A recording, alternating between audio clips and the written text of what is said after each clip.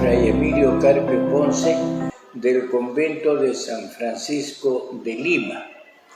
Y vamos a hacer un pequeño comentario sobre el Evangelio del día de hoy, que está tomado de San Marcos, el capítulo 16, los versos 15 al 20. Y nos dice que Jesús se apareció a los 11 y les dijo: vayan por todo el mundo, anuncien el Evangelio a toda la creación. El que crea y se bautice se salvará, y el que no crea se condenará. Estos prodigios acompañarán a los que crean. Arrojarán demonios en mi nombre, hablarán nuevas lenguas, podrán formar o tomar serpientes en sus manos, y si beben un veneno mortal no les hará ningún daño. Impondrán las manos sobre los enfermos, los curarán. Y después de decirles esto, el Señor Jesús fue llevado al cielo y está sentado a la derecha de Dios. Decimos que el día de hoy está dedicado, celebramos la memoria, la fiesta de San Marcos. Ahora bien, San Marcos es el primero que escribe el Evangelio de Jesús. Dicho de otro modo, el primer evangelio que se escribió fue por autoría de San Marcos. San Marcos es un discípulo de San Pablo que lo ha acompañado en varias de las misiones de San Pablo, en varias de las comunidades que él ha fundado. Luego se va con Pedro para acompañar al apóstol Pedro en la atención a las comunidades que ya están establecidas, y es tan servicial, tan atento, tan responsable, que le ayuda mucho a Pedro. Y Pedro en una de sus cartas lo llama su hijo, mi hijo querido, es decir, por el cariño y la bondad de San Pedro a este discípulo. Se dice que Marcos también funda la comunidad de Alejandría. Lo importante es de que es un discípulo, pero con mucha convicción, primero de Pablo y luego de Pedro. Es animador de las comunidades recientes, florecientes, anima con mucha dedicación y compromiso. Ahora bien, el Evangelio de hoy, tomado justamente de San Marcos, a nosotros nos narra aquel pasaje en donde Jesús se aparece a los 11. Todavía Judas Iscariote, el traidor, no ha sido reemplazado, ¿no? Que más tarde lo va a hacer con Matías. Lo importante que nos narra es que Jesús se aparece a los 11. Indudablemente Jesús, antes de realizar una misión, una tarea, un trabajo que va a servir para la comunidad, ora, los bendice y luego les da la tarea y les dice: vayan por todo el mundo y anuncien el Evangelio a toda la creación. No dice vayan por Jerusalén, vayan por todas las comunidades judías o hebreas, sino vayan por todo el mundo y que anuncien el Evangelio. Ahora bien, dice, el que crea y se bautice se salvará, y el que no crea se condenará. Es decir, no es así de fácil. El que crea y se bautice. No, porque está hablando para un mundo pagano. Se llama mundo pagano al que no conoce al único y verdadero Dios, al Dios de Abraham, de Isaac, de Jacob, sino que tienen muchos ídolos, tanto los los árabes, el mundo árabe, el mundo romano. Digo esto, el mundo árabe, porque estamos hablando en aquel tiempo de los pueblos que hoy día son bajo el dominio y control de árabes. En aquella época todavía no existían los árabes, ¿no? Los árabes van a existir a partir del siglo VI de Jesús, pero van por Turquía, van por el Asia Menor, y donde no hay pues cristianos. Ellos son los que anuncian el Evangelio de Jesús, es decir, la propuesta de Jesús. Es decir, que lo que propone Jesús, que tenemos un solo Padre, que los hombres somos hermanos, que debemos ayudarnos, que debemos servirnos, atendernos, perdonarnos, amarnos, etcétera, ¿verdad?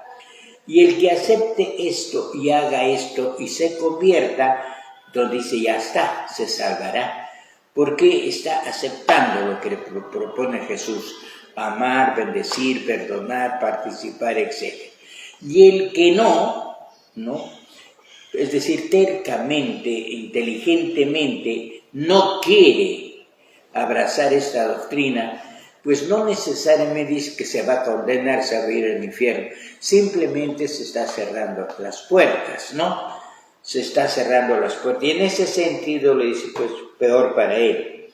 Ahora dice que cuando van a anunciar el Evangelio a estos pueblos así nomás no los reciben, porque los consideran enemigos. Y la doctrina religiosa que proponen es contraria a sus costumbres. Y entonces, pues, se despierta en estos pueblos una especie de rabia, de cólera, de maledicencia, y los quieren desaparecer a los que van a anunciar el Evangelio de Jesús. Es que no solamente van los apóstoles, van los discípulos de los apóstoles. Y no solamente es eso, sino que ya hay las comunidades cristianas. Ya está el papá, la mamá y los hijos, y ya está la familia en general. Es un pueblo grande, creyente. Basta que nosotros aceptemos la doctrina y nos bauticemos, entonces tenemos la obligación, el derecho de anunciar el Evangelio de Jesús a todas las criaturas, a los vecinos, a la familia, en el trabajo, etc.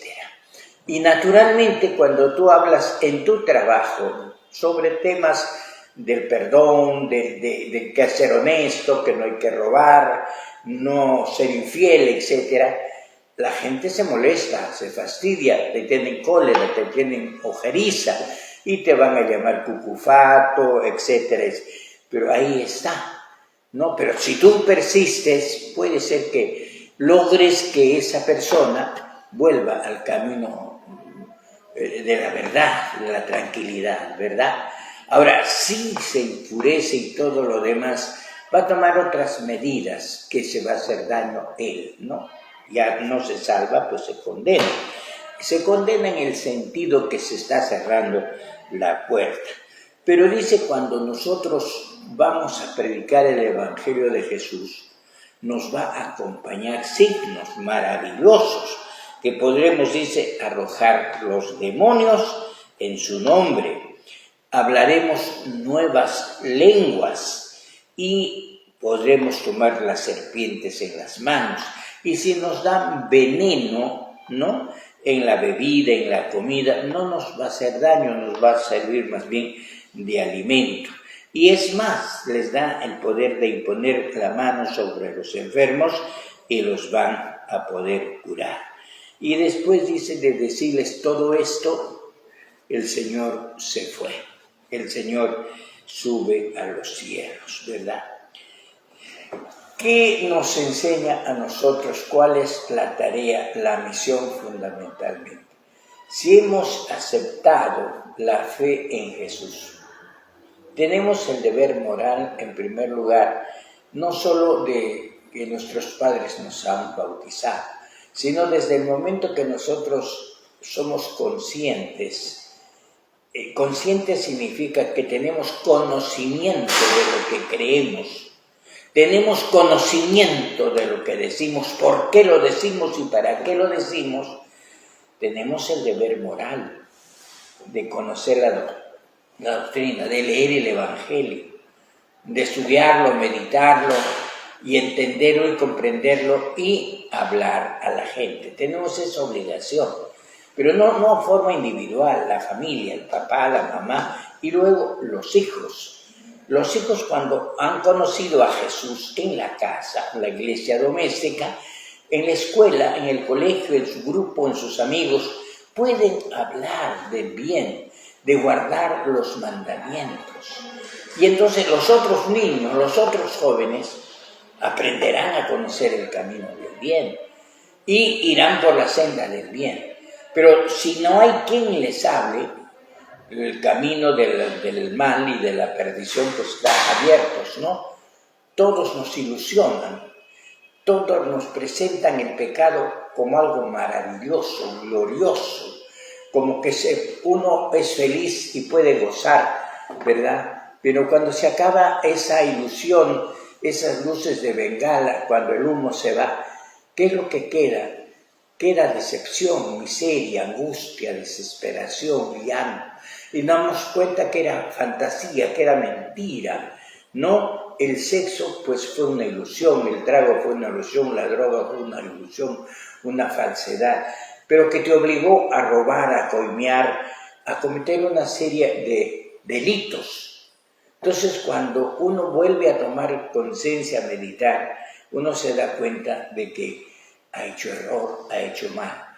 Pero si hay alguien que te habla de que Jesús es Padre, es el buen pastor, es el papá que nos perdona y nos acoge a pesar de nuestro mundo de pecado, pero si lo reconocemos como el hijo pródigo, ¿verdad?